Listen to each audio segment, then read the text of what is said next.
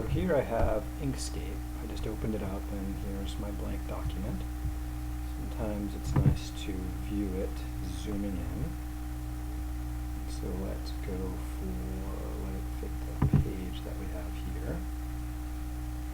Okay, so there's some information about it on the side. In pixels, it's 744 by 1052 pixels. You could also get that in centimeters, 21 by 29.7. Or, let's see, they have inches here somewhere. Inches, 8¼ roughly by almost 12. So this looks like maybe an A7 style document. Anyway, you can always get a different size here. So lots of tools to play with along the side here. Let's try making a circle type object. And so it's going to pick color for the edge and the inside. So the edge is called the stroke and the inside is called the fill. And those are, I don't know what the defaults are, depends on where you got it from your installation or the last thing you did. So last time I played with this, I had green fill and a black edge. So I can make any kind of ellipse that I want, and if I hold down Control, it'll force it to be a circle while I draw it. If I let go Control, lets me make it a non-circle. So let's say I want to draw that one right there. Once I draw it, then I should get the fill and stroke properties on the right-hand side here, so then I can play around. So default is a flat color or solid fill, and then there's different gradients, a linear gradient or a radial gradient. So I'm going to go for the radial gradient. And here it picked a gradient that starts off dark in the middle and fades to transparency on the edge. And so there's all kinds of different gradients. So you could choose to edit this or just go with it. Suppose you like it, but you want it, say, a little bit darker. Some things you can do to play with that are grab these edge pieces and you can extend them out. And that will just push off that transition from solid to see-through further away.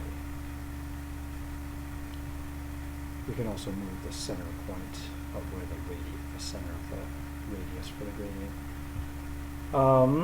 If you wanted to edit the gradient, change the way it works, there's a lot of different ways to do that. So let's see, I want to switch back to the gradient section, and then I'm going to edit this gradient. And once I choose to edit the gradient, then I'm going to get a bunch of options up here. So this button right here can reverse the direction. So instead of going from solid in the center to transparent on the edge, you can switch it and have it be transparent in the middle and solid or opaque on the edge. And so maybe I want here to bring those back in. But it could be you like that. So then I could zoom in more. Sometimes I like to see the whole page, sometimes I like to zoom in more. So it just kind of depends what you're doing. Let's try that.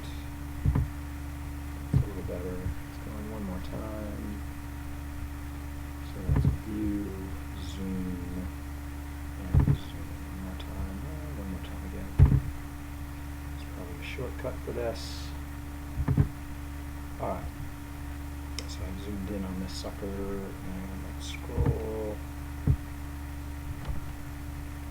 So I could choose to bring that radius back in, which will make that opaque closer to the edge. And you can even keep going farther too than just the edge. You can also rotate it.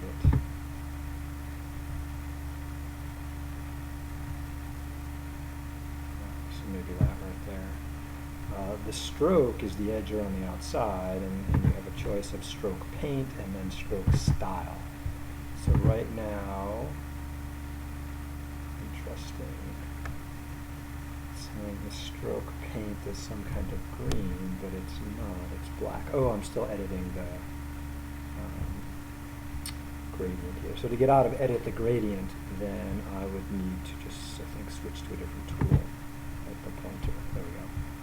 Okay, so I can see the stroke is set to black, and there's different versions of color here. I usually use RGB or the color wheel to pick color. colors. It's up to you how you like to do that. And there's a color picker, so if you have something else on the screen you want, and then they have a bunch of shades down here at the bottom.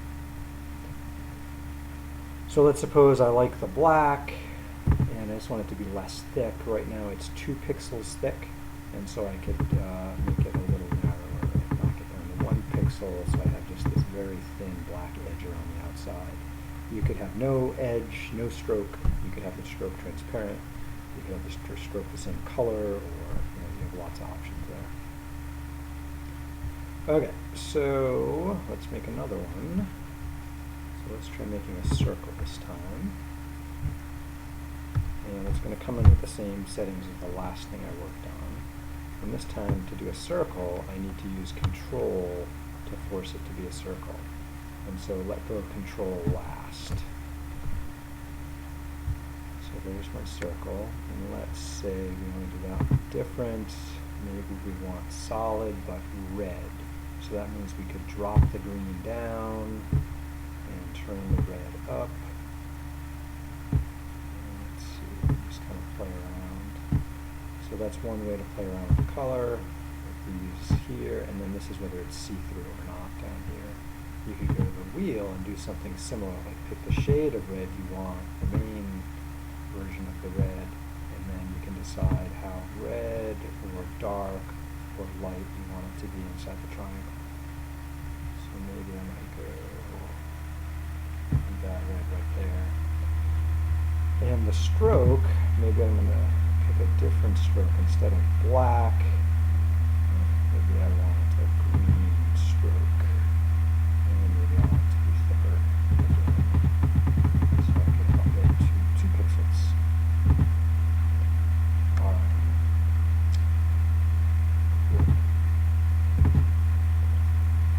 So if you want to move stuff around, you have a couple of options. You should switch to the Move tool, which is that top thing. And you can place things on the screen.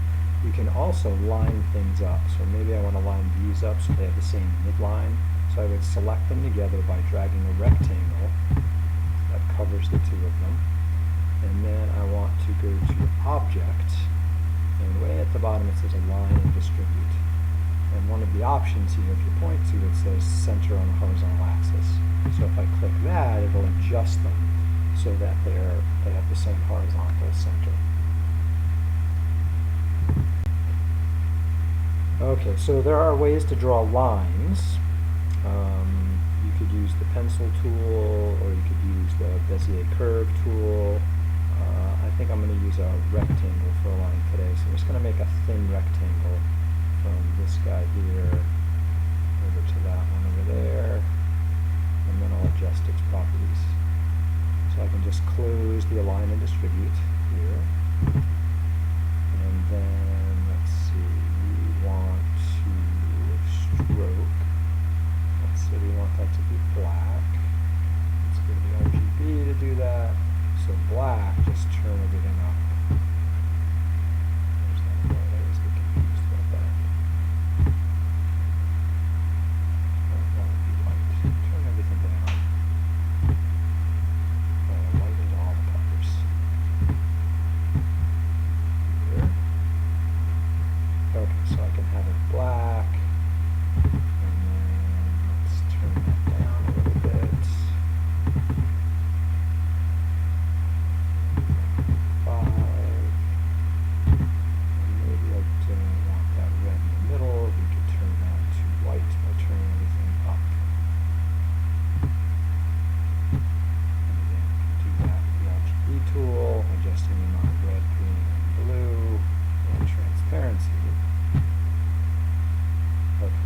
Oh shit, I'm still in fill.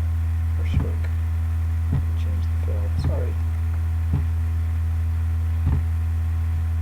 Again. Fill. There we go. Let's turn the fill down to whites. Okay.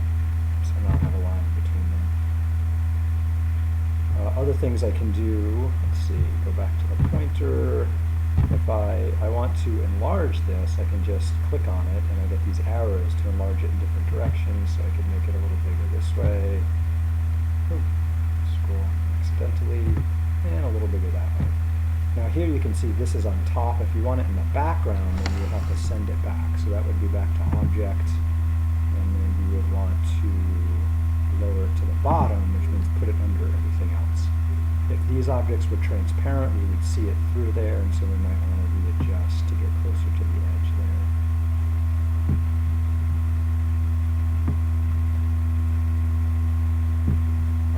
Now if we click on these instead of dragging them, that changes to a rotation tool. And if we click in the middle, there we go.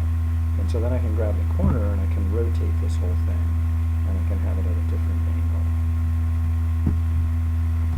Do that. You can also make copies of these things, so maybe I want a copy of that. And wherever your pointer is, that if you paste, that is where it will end up. So here, maybe I want that, and then I want to rotate it a little bit.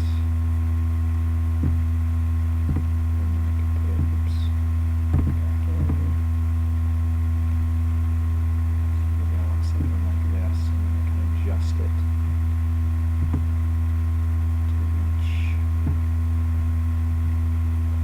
Takes some getting used to deciding which version of the move or rotate tool you want to use, whether you're playing with the fill, stroke paint, or stroke style, but you can build all kinds of different things. And again, you can make copies of them, so if you make one thing, you want to reuse it. So for example, suppose I want to make a small circle, and start making it, and then we'll hold Control to make it a circle, say that size. Oops.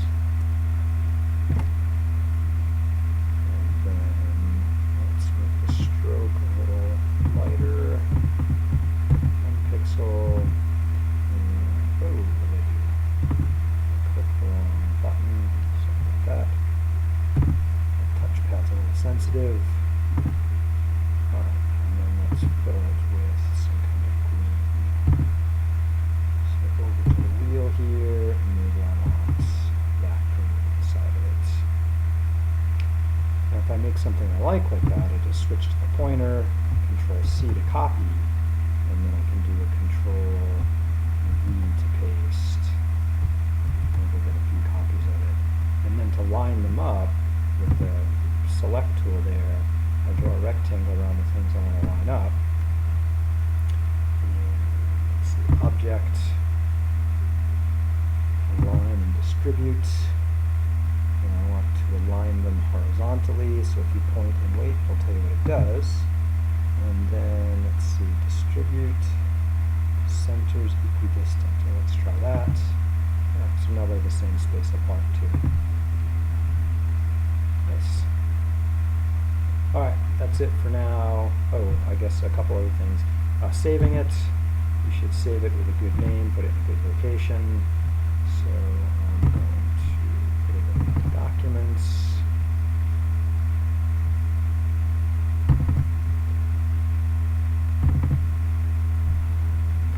Give it a name, and I want it to be an SVG drawing here because that gives me access to adjust the colors and make it nice and clean. So let's call it Tree Drawing 2. Save it. If I wanted to send it to somebody else, usually I wouldn't send them the editable version, I would send them some finished version. So for that, I might export it as a PNG, or I could export it as a PDF. So maybe I'll do a PDF. To do that, I would do a Save As, and then change the type to portable document format, or there's a bunch of other options here. Give it an appropriate name, make sure it's in the right location, and then save it. Check the settings, those look good. Okay, so now I have 2 different versions of this file in the folder. So let's just go double check them.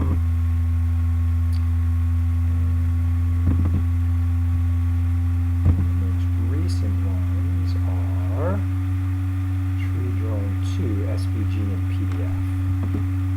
So let's open the PDF so someone else can see it. Back here. And the SVG, I can open just an image viewer instead of the image editor. And again, it's transparent in the background, so it would sit on whatever color you put it in. So if this was in a PDF, notice the background went white. Zoom in a bit here. Oh, still zooming. Okay, stop zooming, please. Scroll. So the checkered background needs transparent, so you can say I have that transparent gradient here. Otherwise, that's barely transparent there. And these guys should not be. They should be opaque. Okay, now I'm done.